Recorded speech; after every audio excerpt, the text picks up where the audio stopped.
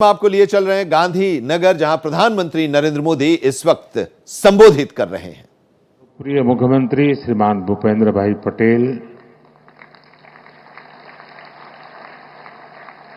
केंद्र में मंत्रिमंडल के मेरे सहयोगी मनोहर लाल जी, सीआर पाटिल जी, गुजरात सरकार के अन्य मंत्रीगण, सांसदगण, विधायकगण और गुजरात के कोने कोने से यहां उपस्थित मेरे प्यारे भाई और बहनों,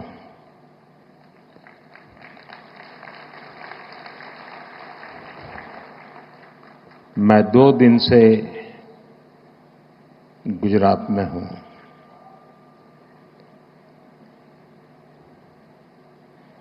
कल मुझे वडोदरा, दाहोद, भूज, अहमदाबाद और आज सुबह सुबह गांधीनगर, मैं जहां जहां गया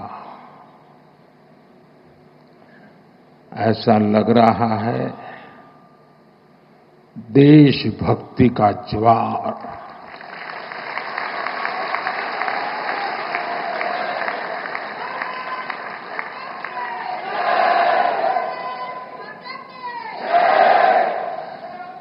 गर्जना करता सिंदूरिया सागर,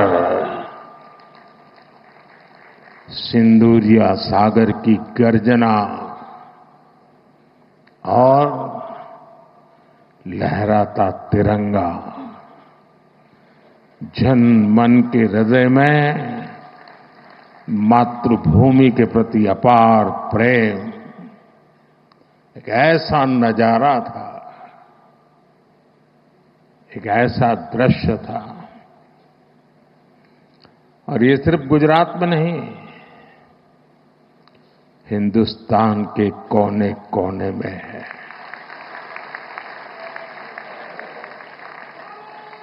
हर हिंदुस्तानी के दिल में है।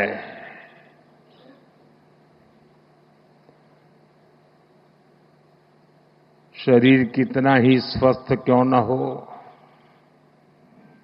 लेकिन अगर एक कांटा चुभता है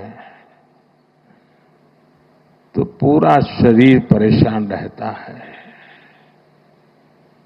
अब हमने तय कर लिया है, उस कांटे को निकाल के रहेंगे।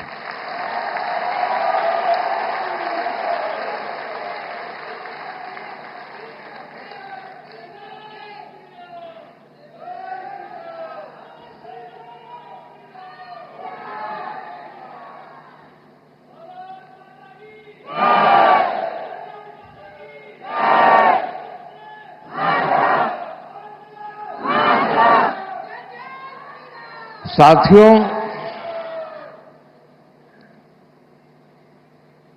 1947 में जब मां भारती के टुकड़े हुए,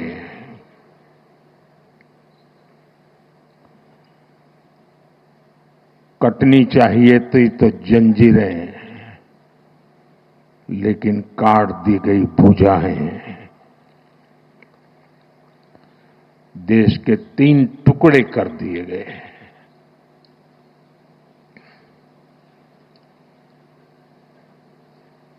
और उसी रात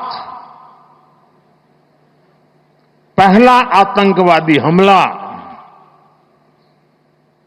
कश्मीर की धरती पर हुआ।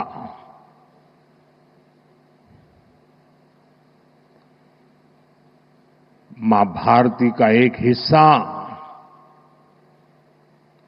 आतंकवादियों के बलबूते पर, मुजाहिदों के नाम पर पाकिस्तान ने हड़प ले लिया।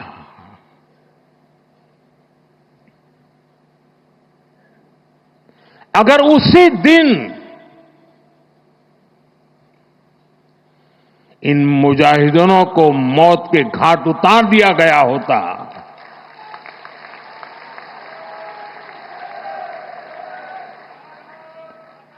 और सरदार पटेल की इच्छा थी कि पीओके वापस नहीं आता है तब तक सेना रुकनी नहीं चाहिए। लेकिन सरदार साहब की बात मानी नहीं गई और ये मुजाहिदीन जो लहू चख गए थे, वो सिलसिला 75 साल से चला है। पहलगाम में भी उसी का विकृत रूप था। 75 साल तक हम जेलते रहे और पाकिस्तान के साथ जब युद्ध का नौबत आई, तीनों बार भारत की सैन्य शक्ति ने पाकिस्तान को धूल चटा दी।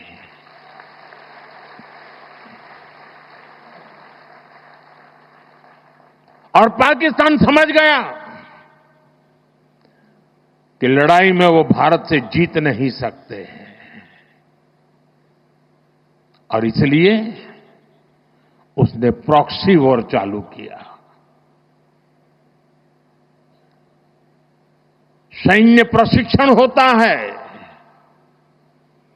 सैन्य प्रशिक्षित आतंकवादी भारत भेजे जाते हैं और निर्दोष निहत्थे लोग कोई यात्रा करने गया है, कोई बस में जा रहा है, कोई होटल में बैठा है, कोई टूरिस्ट बन के जा रहा है, जहां मौका मिला वे मारते रहे, मारते रहे, मारते रहे और हम सहते रहे। आप मुझे बताइए, क्या ये अब सहना चाहिए? क्या गोली का जवाब गोले से देना चाहिए? ईंट का जवाब पत्थर से देना चाहिए? ये कांटे को जल मुर्द से उखाड़ देना चाहिए?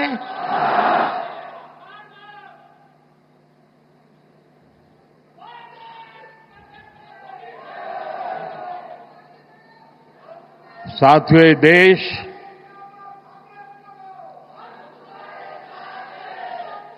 उस महान सांस्कृतिक परंपरा को लेकर के चला है, वसुधैव कुटुंबकम।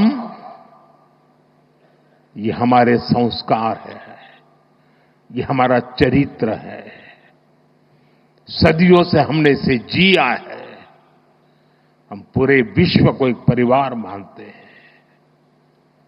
हम अपने पड़ोसियों का भी सुख चाहते हैं, वे भी सुख चैन से जिए, हमें भी सुख चैन से जीने दे।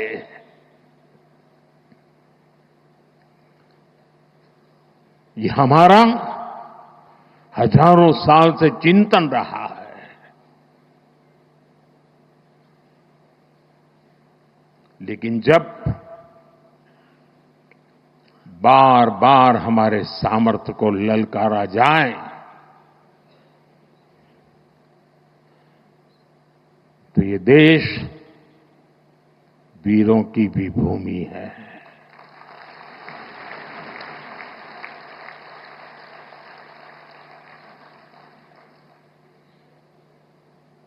आज तक जिसे हमें प्रॉक्सी वॉर कहते थे,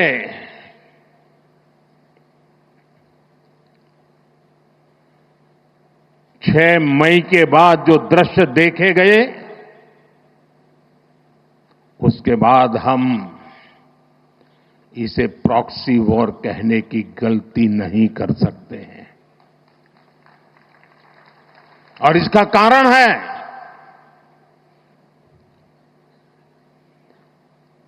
जब आतंकवाद के 9 ठिकाने तय करके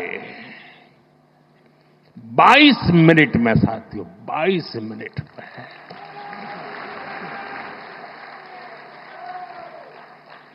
उनको ध्वस्त कर दिया। और इस बार तो सब कैमरा के सामने की सारी व्यवस्था रखी थी ताकि हमारे घर में कोई सबूत न मांगे। अब हमें सबूत नहीं देना पड़ रहा है, वो ऊपर वाला दे रहा है।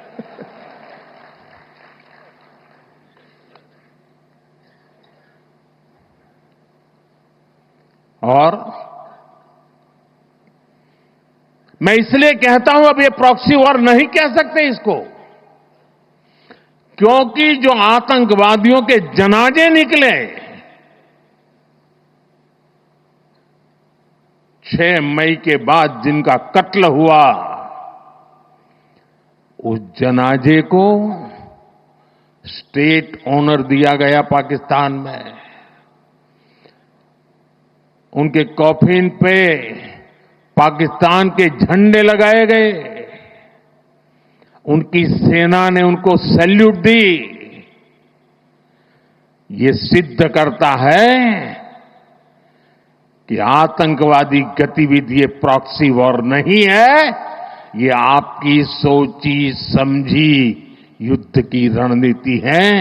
आप वॉर ही कर रहे हैं तो उसका जवाब भी वैसे ही मिलेगा।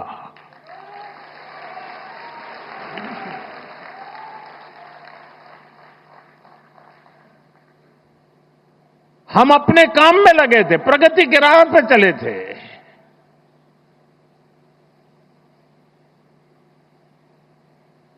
हम सबका भला चाहते हैं और मुसीबत में मदद भी करते हैं।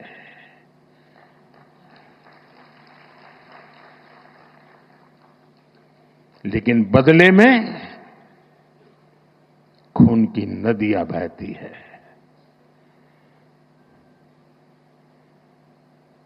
मैं नई पीढ़ी को कहना चाहता हूं,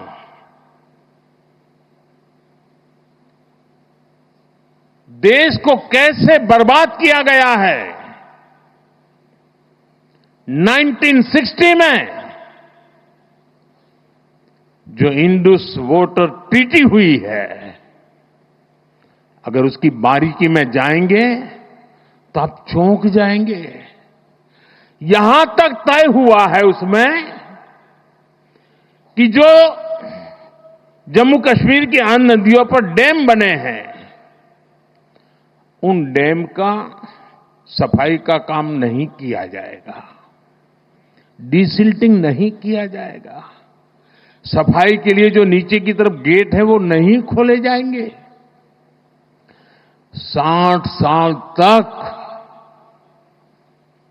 ये गेट नहीं खोले गए और जिसमें 100% पानी भरना चाहिए था, धीरे धीरे इसकी कैपेसिटी कम हो गई, 2%, 3% रह गया। क्या मेरे देशवासियों को पानी पर अधिकार नहीं है क्या? उनको उनके हक का पानी मिलना चाहिए, नहीं मिलना चाहिए क्या? और अभी तो मैंने कुछ ज्यादा किया नहीं है।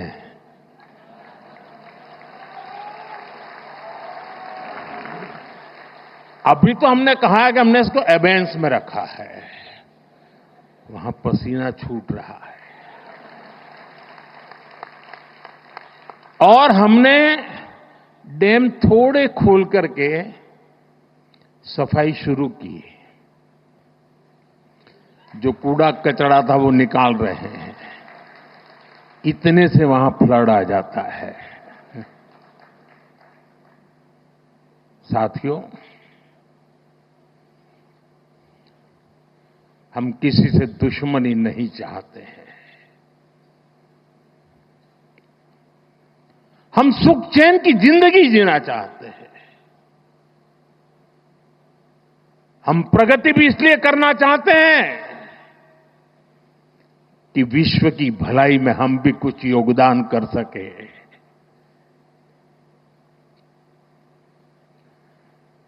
और इसीलिए हम एक निष्ठ भाव से कोटि कोटि भारतीयों के कल्याण के लिए प्रतिबद्धता के साथ काम कर रहे हैं। कल 26 मई था। 2014 में 26 मई मुझे पहली बार देश के प्रधानमंत्री के रूप में शपथ लेने का अवसर मिला और तब भारत की इकोनॉमी दुनिया में 11 नंबर पर थे।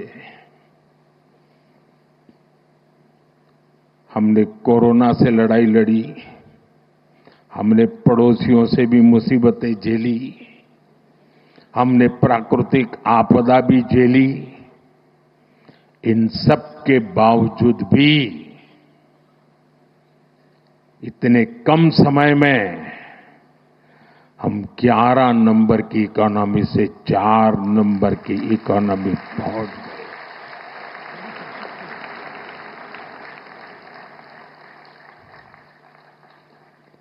क्योंकि हमारा ये लक्ष्य है, हम विकास चाहते हैं, हम प्रगति चाहते हैं। और एक के बाद योजनाएं। और साथियों, मैं गुजरात का ऋणी हूं।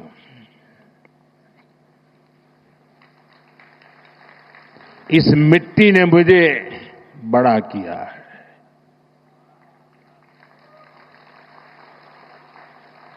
यहां से मुझे जो शिक्षा मिली, दीक्षा मिली, यहां से जो मैं आप सबके बीच रह करके सीख पाया, जो मंत्र आपने मुझे दिए, जो सपने आपने मेरे में संजोए, मैं उसे देशवासियों के काम आए इसके लिए कोशिश कर रहा हूं।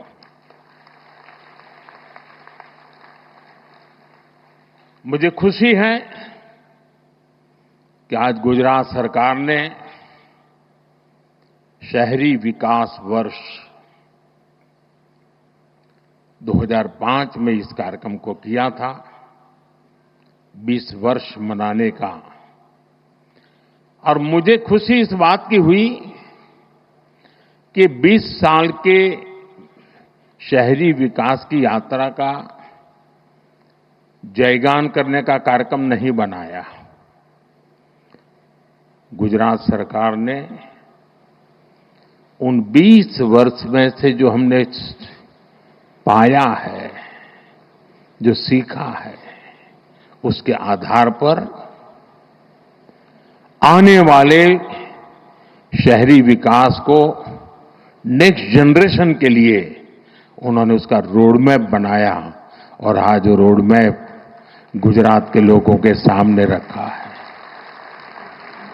मैं इसके लिए गुजरात सरकार को, मुख्यमंत्री जी को, उनकी टीम को हृदय से बहुत बहुत बधाई देता हूं। साथियों, हम आज दुनिया की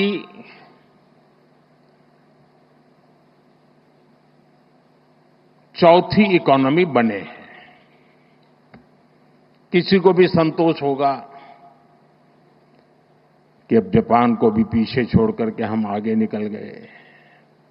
और मुझे याद है, हम जब 6 से 5 बने थे तब देश में और ही उमंग था, बड़ा उत्साह था, खास करके नौजवानों में।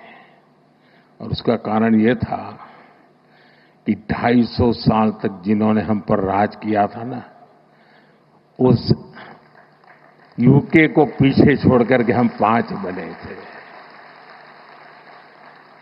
लेकिन अब 4 बनने का आनंद जितना होना चाहिए, उससे ज्यादा 3 कब बनोगे इसका दबाव बढ़ रहा है। अब देश इंतजार करने को तैयार नहीं है। और अगर कोई ने इंतजार करने के लिए कहा तो पीछे से नारा आता है, मोदी है तो मुमकिन है।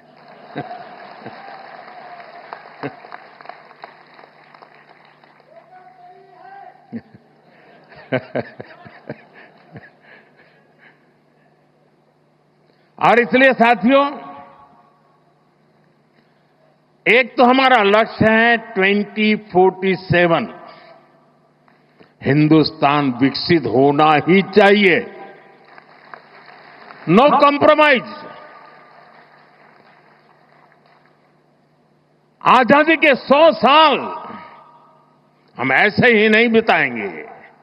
आजादी के 100 साल ऐसे मनाएंगे कि दुनिया में विकसित भारत का झंडा फहरता होगा।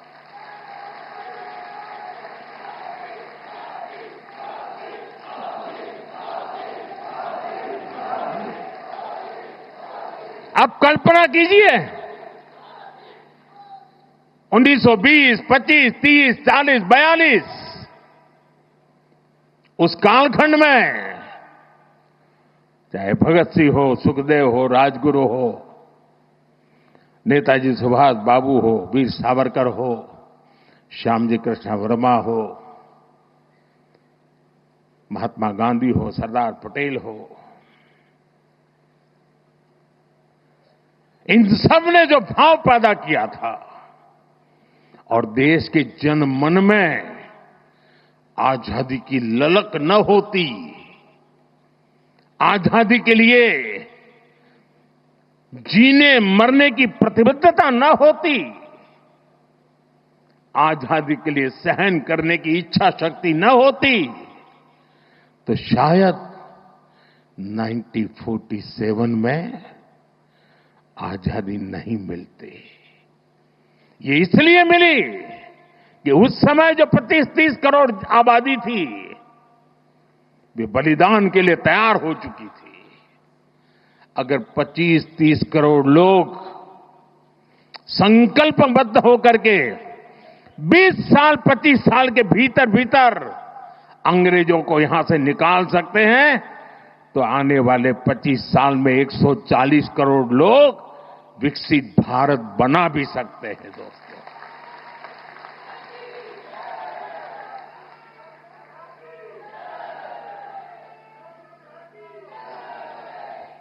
और इसलिए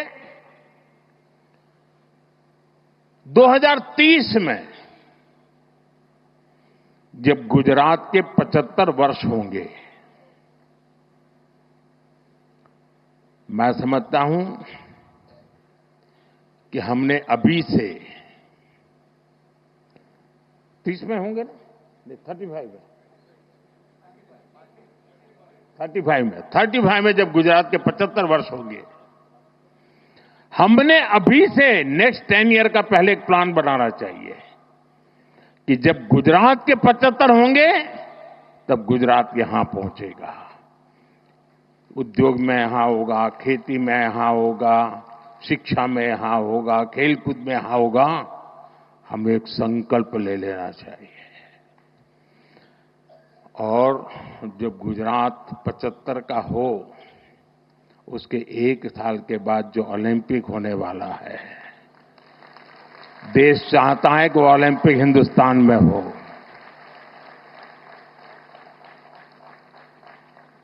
और इसलिए साथियों, जिस प्रकार से हमारा ये एक लक्ष्य है कि हम जब गुजरात के 75 साल हो जाए, और आप देखिए जब गुजरात बना उस समय के अखबार निकाल दीजिए, उस समय की चर्चाएं निकालिए, क्या चर्चाएं होती थी कि गुजरात महाराष्ट्र से अलग होकर क्या करेगा, गुजरात के पास क्या है, समंदर है, खारा पाट है, इधर रेगिस्तान है, उधर पाकिस्तान है, क्या करेगा, गुजरात के पास कोई मिनरल्स नहीं, गुजरात कैसे प्रगति करेगा। ये ट्रेडर हैं सारे, इधर से माल लेते हैं, उधर बेचते हैं, बीच में दलाली से रोजी रोटी कमा करके गुजारा करते, क्या करेंगे, ऐसी चर्चा थी। वही गुजरात जिसके पास एक जमाने में नमक से ऊपर कुछ नहीं था,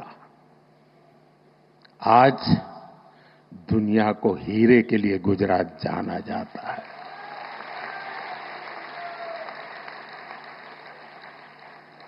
कहां नमक, कहां हीरे, ये यात्रा हमने काटी है।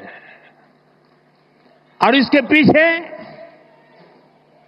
सुविचारित रूप से प्रयास हुआ है, योजनाबद्ध तरीके से कदम उठाए हैं। हमारे यहां आमतौर पर गवर्नेंस के मॉडल की चर्चा होती है कि सरकार में साइलोज ये सबसे बड़ा संकट है। एक डिपार्टमेंट दूसरे से बात नहीं करता है, एक टेबल वाला दूसरे टेबल वाले से बात नहीं करता है, ऐसी चर्चा होती है। कुछ मात्रा में सही भी होगा, लेकिन उसका कोई सॉल्यूशन है क्या? मैं आज आपको बैकग्राउंड बताता हूं। ये शहरी विकास वर्ष अकेला नहीं, हमने उस समय हर वर्ष को किसी न किसी एक विशेष काम के लिए डेडिकेट करते थे। जैसे 2005 में शहरी विकास वर्ष मना गया। एक साल ऐसा था जब हमने कन्या शिक्षा के लिए डेडिकेट किया था। एक वर्ष ऐसा था जो हमने पूरा टूरिज्म के लिए डेडिकेट किया था। इसका मतलब ये नहीं कि बाकी सब काम बंद करते थे, लेकिन सरकार के सभी विभागों को उस वर्ष अगर फॉरेस्ट डिपार्टमेंट है तो उसको भी अर्बन डेवलपमेंट में वो कंट्रीब्यूट क्या कर सकता है, हेल्थ विभाग है तो अर्बन डेवलपमेंट ईयर में कंट्रीब्यूट क्या कर सकता है, जल संरक्षण मंत्रालय है तो वो अर्बन डेवलपमेंट में क्या कंट्रीब्यूट कर सकता है, टूरिज्म डिपार्टमेंट है तो वो अर्बन डेवलपमेंट में क्या कंट्रीब्यूट कर सकता है। यानी एक प्रकार से whole of the government approach, इस भूमिका से ये वर्ष मना। और आपको याद होगा जब हमने टूरिज्म ईयर बनाया तो पूरे राज्य में, उसके पहले गुजरात में टूरिज्म की कल्पना ही कोई नहीं कर सकता, विशेष प्रयास किया गया।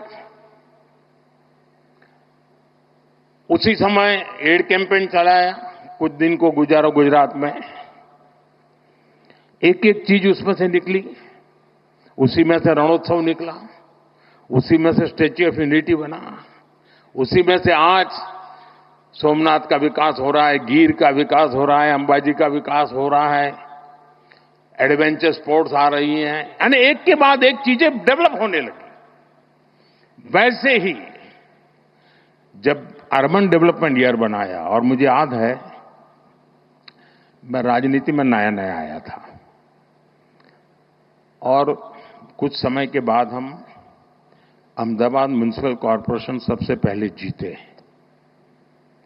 तब तक हमारे पास एक राजकोट म्युनिसिपैलिटी हुआ करती थी, तब वो कॉरपोरेशन नहीं थी। और हमारे एक प्रहलाद भाई पटेल थे, पार्टी के बड़े वरिष्ठ नेता थे, बहुत ही इनोवेटिव थे, नई नई चीजें सोचना उनका स्वभाव था।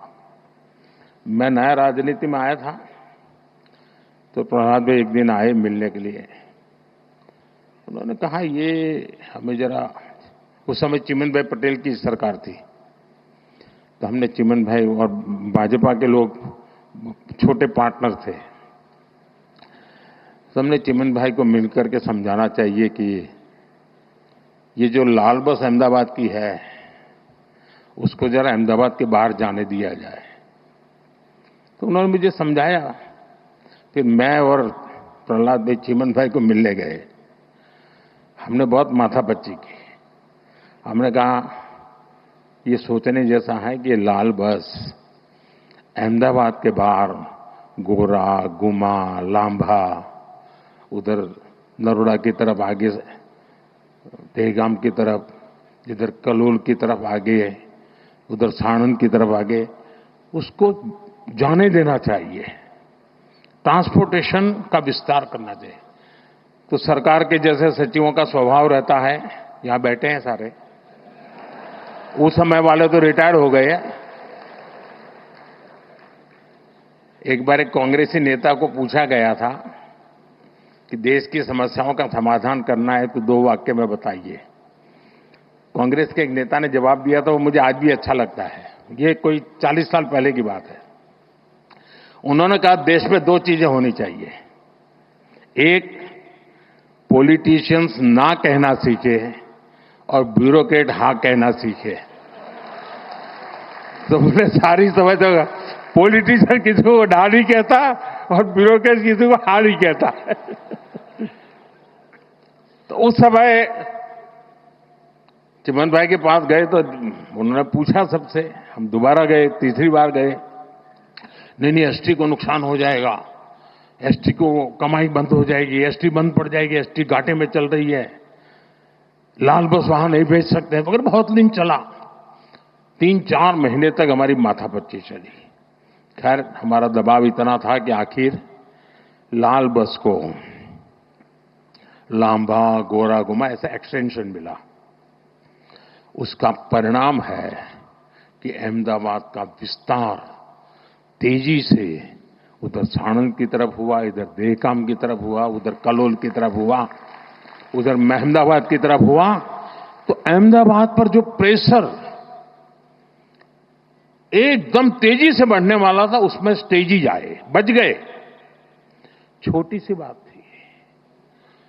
तब जाकर के, मैं तो उस समय राजनीति में नया था, मुझे कोई ज्यादा इन चीजों को मैं जानता भी नहीं था, लेकिन तब समझ में आता था कि हम तत्कालीन लाभ से ऊपर उठ करके सचमुच में राज्य की और राज्य के लोगों की भलाई के लिए हिम्मत के साथ, लंबी सोच के साथ चलेंगे तो बहुत लाभ होगा। और मुझे याद है जब अर्बन डेवलपमेंट ईयर मनाया तो पहला काम आया ये एंक्रोचमेंट हटाने का।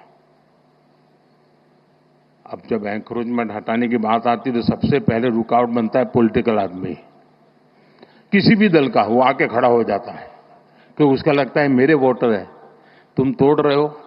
और अफसर लोग भी बड़े चतुर होते हैं, जब उनको कहते हैं कि ये सब तोड़ना है तो पहले जाकर को हनुमान जी का मंदिर तोड़ते हैं। तो ऐसा तूफान खड़ा हो जाता है कि कोई भी पॉलिटिशियन डर जाता है, उसको लगता है ये हनुमान जी का मंदिर तोड़ दिया। वाहो, हमने बड़ी हिम्मत दिखाई। उस समय हमारे IK शायद अर्बन मिनिस्टर थे, और उसका परिणाम ये आया कि रास्ते चौड़े होने लगे। तो जिसका 2 फुट 4 फुट कटता था वो चिल्लाता था, लेकिन पूरा शहर खुश हो जाता था। इसमें एक स्थिति ऐसी बनी, बड़ी इंटरेस्टिंग है। अब मैंने तो 2005 अर्बन डेवलपमेंट ईयर घोषित कर दिया, उसके लिए कोई 80-90 पॉइंट निकाले थे, बड़े इंटरेस्टिंग पॉइंट है। तो पार्टी से ऐसे ही मेरी बात हुई थी कि भाई ऐसा एक अर्बन डेवलपमेंट ईयर होगा, जरा सफाई वगैरह के कामों में सबको जुड़ना पड़ेगा सब। लेकिन जब ये तोड़ना शुरू हुआ तो मेरी पार्टी के लोग आए, ये बड़ा सीक्रेट बता रहा हूं मैं। उन्होंने कहा साहब ये 2005 में तो अर्बन बॉडी के चुनाव है, हमारी हालत खराब हो जाएगी, ये सब चारों तरफ तोड़फोड़ चल रही है। मैंने कहा यार भाई ये तो मेरे ध्यान में नहीं रहा, और सचमुच में मेरे ध्यान में वो चुनाव था ही नहीं। अब मैंने कार्यक्रम बना दिया। अब साहब मेरा भी एक स्वभाव है,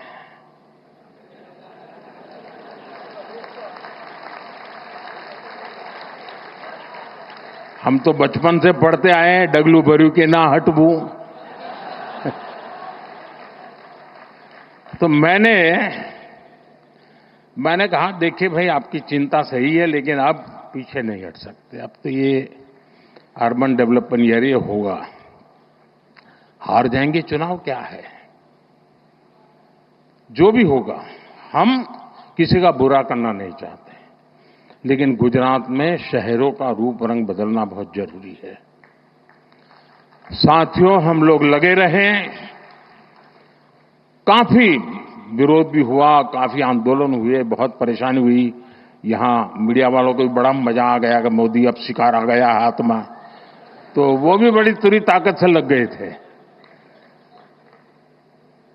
और उसके बाद जब चुनाव हुआ, देखिए मैं राजनेताओं को कहता हूं, मैं देश भर के राजनेता मुझे सुनते हैं तो देखना कहना था, अगर आपने सदनिष्ठा से ईमानदारी से लोगों की भलाई के लिए निर्णय करते हैं, तत्कालीन भले बुरा लगे लोग साथ चलते हैं। और उस समय जो चुनाव हुआ 90% विक्ट्री बीजेपी की हुई थी। 90%। यानी लोग जो मानते हैं कि जनता ये नहीं जा, और मुझे याद है अभी ये जो यहां अटल ब्रिज बना है ना, तो मुझे ये साबरमती रिवर फ्रंट पे, तो पता नहीं क्यों मुझे उद्घाटन के लिए बुलाया था। कई कार्यक्रम थे तो मैंने कहा चलो भी हम भी देखने जाते, तो मैं जरा वो अटल ब्रिज पर टहलने गया, तो वहां मैंने देखा कुछ लोगों ने पान की पिचकारियां लगाई थी। अभी तो उद्घाटन होना था, लेकिन कार्यक्रम हो गया था। तो मेरा दिमाग, मैंने कहा इस पर टिकट लगाओ। तो ये सारे लोग आ गए, साहब चुनाव है, उसके बाद चुनाव था, मुझे टिकट नहीं लगा सकते। मैंने कहा टिकट लगाओ वरना ये तुम्हारा अटल ब्रिज बेकार हो जाएगा। फिर मैं दिल्ली गया, मैंने दूसरे दिन फोन करके पूछा, मैंने कहा क्या हुआ टिकट लगाने का? एक दिन भी बिना टिकट नहीं चलना चाहिए। साथियों, खैर मेरा मान सम्मान रखते हैं सब लोग, आखिरकार हमारे लोगों ने ब्रिज पर टिकट लगा दिया। आज टिकट भी हुआ, चुनाव भी जीते दोस्तों, और वो अटल ब्रिज चल रहा है। मैंने कांकेरिया का पुनर्निर्माण का कार्यक्रम लिया, उसको टिकट लगाया, तो कांग्रेस ने बड़ा आंदोलन किया, कोर्ट में चले गए। लेकिन वो छोटा सा प्रयास पूरे कांकेरिया को बचा के रखा हुआ है, और आज समाज का हर वर्ग बड़े सुख चैन से वहां जाता है। कभी कभी राजनेताओं को बहुत छोटी चीजें डर जाते हैं। समाज विरोधी नहीं होता है, उसको समझाना होता है, वो सहयोग करता है और अच्छे परिणाम भी मिलते हैं।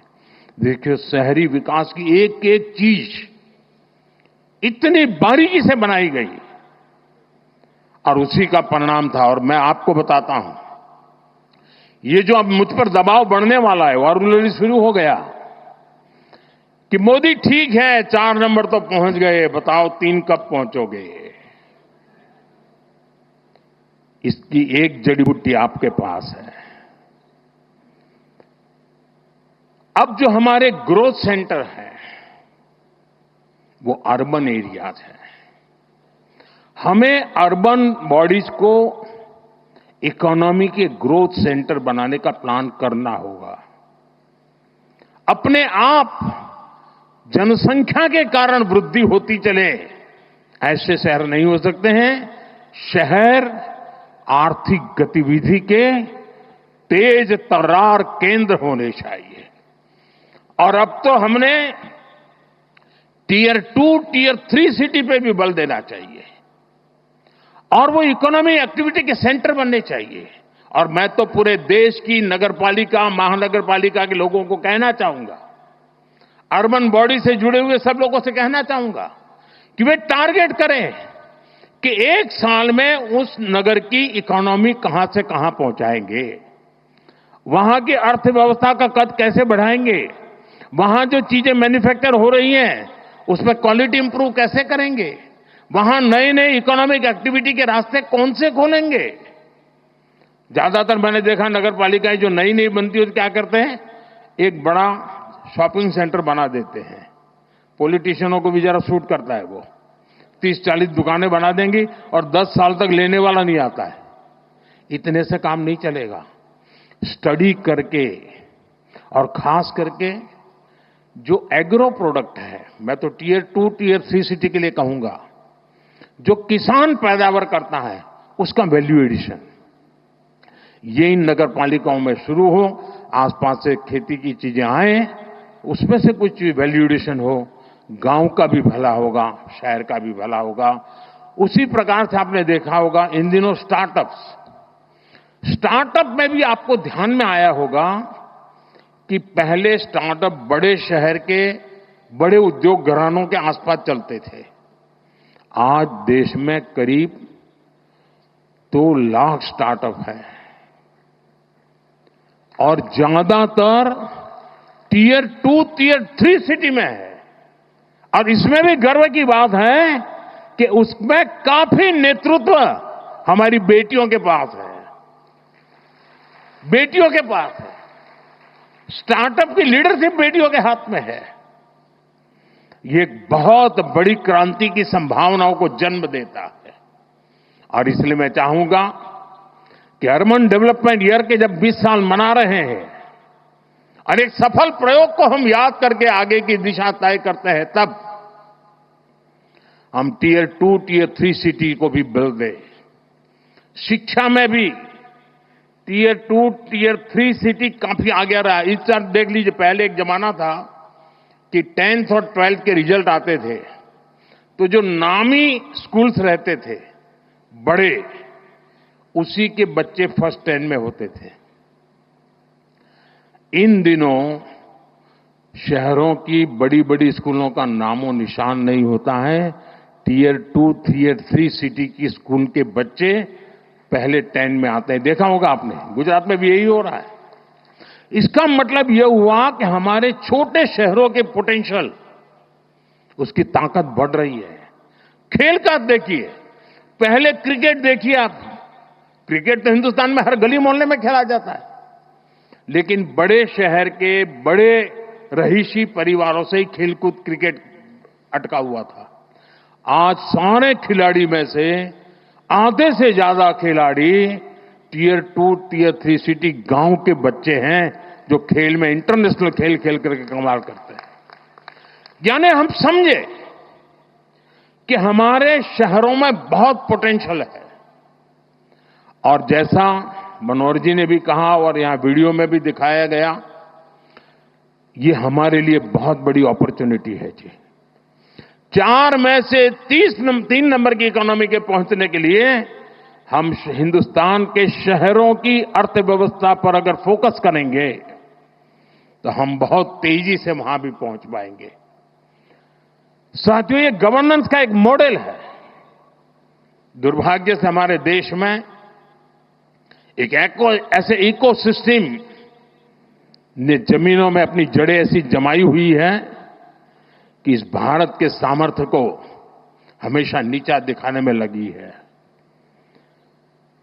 वैचारिक विरोध के कारण व्यवस्थाओं के विकास का अस्वीकार करने का उनका स्वभाव बन गया है। व्यक्ति के प्रति पसंद नापसंद के कारण उसके द्वारा की गई हर काम को बुरा बता देना एक फैशन का तरीका चल पड़ा है और उसके कारण देश की अच्छी चीजों का नुकसान हुआ है। ये गवर्नेंस का एक मॉडल है। अब आप देखिए, हमने शहरी विकास पर तो बल दिया, लेकिन वैसा ही जब मुझे आपने दिल्ली भेजा तो हमने एस्पिरेशनल डिस्ट्रिक्ट, एस्पिरेशनल ब्लॉक के विचार किया कि हर राज्य में एकाध जिला, एकाध तहसील ऐसी होती हैं जो इतना पीछे होता है कि वो स्टेट की सारी एवरेज को पीछे खींच ले जाता है। आप जंप लगा ही नहीं सकते, वो बेड़ियों की तरह होता है। मैंने कहा पहले इन बेड़ियों को तोड़ना है और देश में 100 के करीब एस्पिरेशनल डिस्ट्रिक्ट उनको आइडेंटिफाई किया गया। एक 40 पैरामीटर से देखा गया कि यहां क्या जरूरत है। अब 500 ब्लॉक्स आइडेंटिफाई किए हैं। Whole of the government approach के साथ फोकस किया गया, यंग अफसरों को लगाया गया, फुल टेन्योर के साथ काम करे ऐसा लगाया। आज दुनिया के लिए एक मॉडल बन चुका है और जो डेवलपिंग कंट्रीज हैं उनको भी लग रहा है कि हमारे यहां विकास के इस मॉडल की ओर हमें चलना चाहिए। हमारा एकेडमिक वर्ल्ड भारत के इन प्रयास और सफल प्रयासों के विषय में सोचे और जब एकेडमिक वर्ल्ड इस पर सोचता है तो दुनिया के लिए भी वो एक अनुकरणीय उदाहरण के रूप में काम आता है। साथियों, आने वाले दिनों में टूरिज्म पर हमें बल देना चाहिए। गुजरात ने कमाल करके दिया है जी। कोई सोच सकता है कच्छ के रेगिस्तान में जहां कोई जाने का नाम नहीं लेता था, वहां आज जाने के लिए बुकिंग नहीं मिलता है, बुकिंग नहीं मिलता है। चीजों को बदला जा सकता है। दुनिया का सबसे बड़ा ऊंचा स्टैच्यू, ये अपने आप में अद्भुत है। मुझे बताया गया कि वड़नगर में जो म्यूजियम बना है, कल मुझे एक यूके के एक सज्जन मिले थे, उन्होंने कहा कि मैं वड़नगर का म्यूजियम देखने गया। ये इंटरनेशनल लेवल में इतने ग्लोबल स्टैंडर्ड का वो म्यूजियम बना है और भारत में काशी जैसे बहुत कम जगह हैं कि जो अविनाशी है, जो कभी भी मृतप्राय नहीं हुए, जहां हर पल जीवन रहा है, उसमें एक वड़नगर है जिसमें 2800 साल तक के सबूत मिले। भाइयों बहनों, एक बार हम मान के चले, हमारे देश में पोटेंशियल बहुत है, बहुत सामर्थ्य है। साथियों, मुझे पता नहीं क्यों निराशा जैसी चीज मेरे मन में आती ही नहीं है।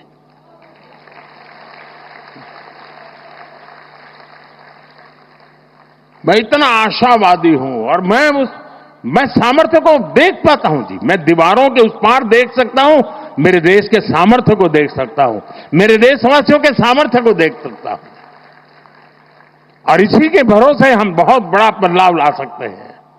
और इसलिए आज मैं गुजरात सरकार का बहुत आभारी हूं कि आप मुझे यहां आने का मौका दिया है। कुछ ऐसी पुरानी बातें आज ताजा करने का मौका मिल गया। देखिए, आप विश्वास करिए दोस्तों, गुजरात की बहुत बड़ी जिम्मेवारी है। हम देने वाले लोग हैं, हमें देश को हमेशा देना चाहिए और हम इतनी ऊंचाई पर गुजरात ले जाएं, इतनी ऊंचाई पर ले जाएं कि देशवासियों के लिए गुजरात काम आना चाहिए। दोस्तों, इस महान परंपरा को हमें आगे बढ़ाना चाहिए। मुझे विश्वास है गुजरात एक नए सामर्थ्य के साथ, अनेकविध नई कल्पनाओं के साथ, अनेकविध नए इनिशिएटिव के साथ आगे बढ़ेगा। मुझे मालूम है मेरा भाषण शायद कितना लंबा हो गया होगा, पता नहीं क्या हुआ, लेकिन कल मीडिया में 2-3 चीजें आएगी, वो भी मैं बता देता हूं। मोदी ने अफसरों को डांटा मोदी ने अफसरों की धुलाई की, वगैरह वगैरह वगैरह। खैर वो तो कभी कभी चटनी होती है ना, इतना ही समझ लेना चाहिए। लेकिन जो बाकी बातें मैंने याद की है उसको याद कर करके जाइए। और ये सिंदूर या मिजाज,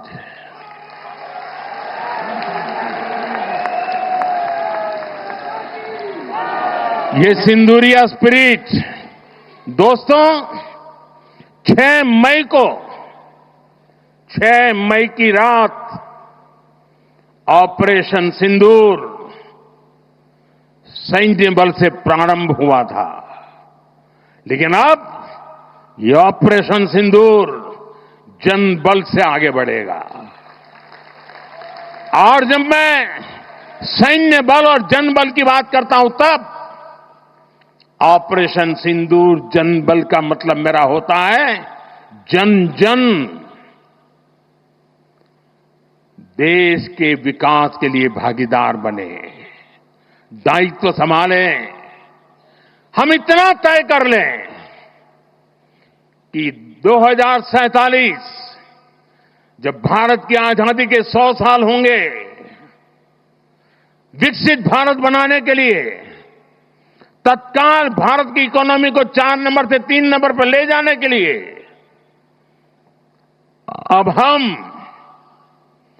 कोई विदेशी चीज का उपयोग नहीं करेंगे। हम गांव-गांव व्यापारियों को शपथ दिलवाएं, व्यापारियों का कितना ही मुनाफा क्यों ना हो, आप विदेशी माल नहीं बेचोगे। लेकिन दुर्भाग्य देखिए, गणेश जी भी विदेश से आ जाते हैं।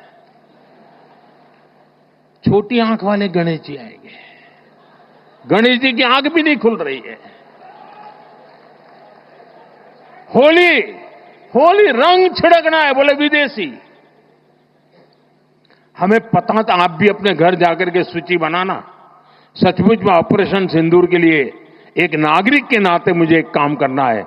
आप घर में जाकर सूची बनाइए कि आपके घर में 24 घंटे में सुबह से दूसरे दिन सुबह तक कितनी विदेशी चीजों का उपयोग होता है। आपको पता ही नहीं होता है आप हेयर पिन भी विदेशी उपयोग कर लेते हैं, कंघा भी विदेशी होता है, दांत में लगाने वाली जो पिन होती है वो भी विदेशी घुस गई है, हमें मालूम तक नहीं है, पता ही नहीं है दोस्तों। देश को अगर बचाना है, देश को बनाना है, देश को बढ़ाना है, तो ऑपरेशन सिंदूर ये सिर्फ सैनिकों के जिम्मे नहीं है, ऑपरेशन सिंदूर 140 करोड़ नागरिकों के जिम्मे। देश सशक्त होना चाहिए, देश समर्थ होना चाहिए, देश का नागरिक सामर्थ्यवान होना चाहिए, और इसके लिए हमने